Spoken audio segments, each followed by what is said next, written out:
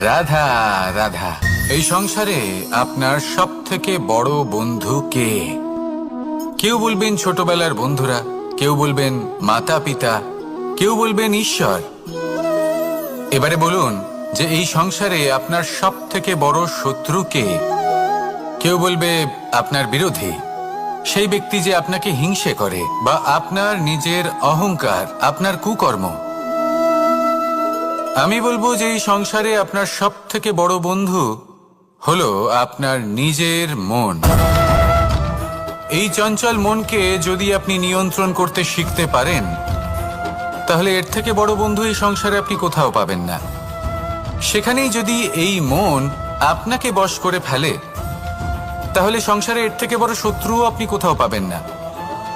সেই জন্য এই সংসারকে নিয়ন্ত্রণ করার চেষ্টা ত্যাগ করুন। প্রথমে এই মনকে নিয়ন্ত্রণ